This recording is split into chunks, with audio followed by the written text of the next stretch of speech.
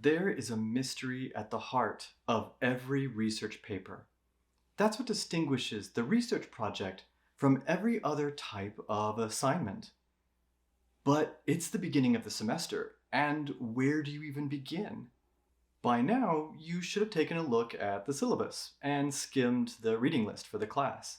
You've also probably noticed that your professor's beginning to ask questions in the course, and not the little questions that are based on one reading, but rather the big questions, the ones that define every great research-based class. Why do wars start? How does science shape our society? What is the origin of health inequality? Luckily, you can start the research process given the experiences you've already had in the class, mostly because your first step is to think about a research question. This is going to be the question that guides your research for the rest of the semester, and it's going to be something that's uniquely yours, dependent upon your interests and your perspective. But don't panic. I know some researchers who have trouble deciding what they're going to wear in the morning, or committing to answering the phone when it rings. At this point, you don't have to have a specific question. Rather, you need to look back and reflect upon the exciting things in the class. Go back and think, what's the most interesting thing that you've encountered so far, or as you flip forward and think about what you're going to encounter in the future. And keep a list of those questions that capture your attention. Over time, you'll get a better sense of what topic works for you. Think of it this way. Your research question is going to evolve over time. You're going to get better at asking that research question the more you know about the subject matter and the more you learn in class. And to prepare you for this, we're going to talk about the research question in general. What is it? And how does it work? So that you know what to aim for as you think about it. And we'll go over some strategies to help you narrow down that question.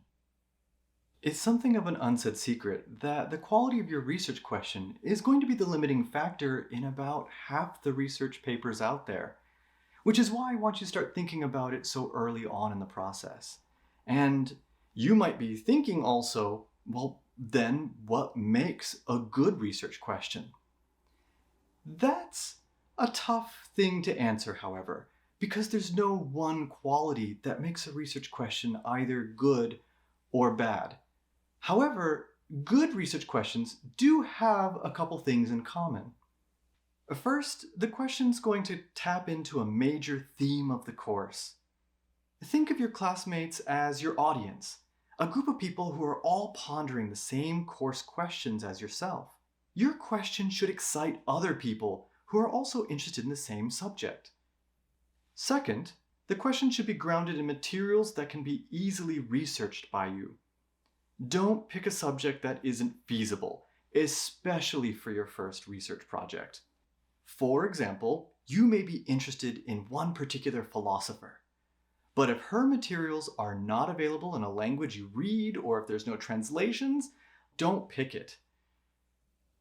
Third, the question should be a mystery that you actually want to solve. Maybe it's a topic you've always wanted to know more about, like something from your major. Or maybe it's a subject you care about. Maybe it's a question that's relevant right now because of a recent event. Whatever topic you choose and whatever question you engage with, just make sure it sparks your honest curiosity. Because if you're not having fun researching it, if there's not that sense of exploration to it, the people who are reading your paper probably aren't going to be having fun either. And think of it this way. I know a good research question when I encounter it because it makes me stop and go, huh, okay. Now I want you to think about and search for that feeling when you come across it in class. All right, now we're going to talk about some strategies for developing that research question once it kind of comes your way. One tactic is to allow yourself space and time to explore when you have that feeling. Follow the interesting links on Wikipedia and give yourself time to fall down that Wikipedia rabbit hole. Another is to talk about the material with other students outside of class. See what subjects you gravitate towards in conversation, because that's not only something that interests you, but it's also engaging to other people as well. You can also visit your professor during office hours and talk about what you think is interesting about the course material. Remember that your professor is crammed full with information and probably obsessed with the topic. I almost guarantee you that something interesting is going to spill out if you talk about it. And to be completely honest, sometimes you find the perfect research question in the most random moments. Let me give you an example from my own research. So I'm obsessed with the history of biology, especially the history of evolution.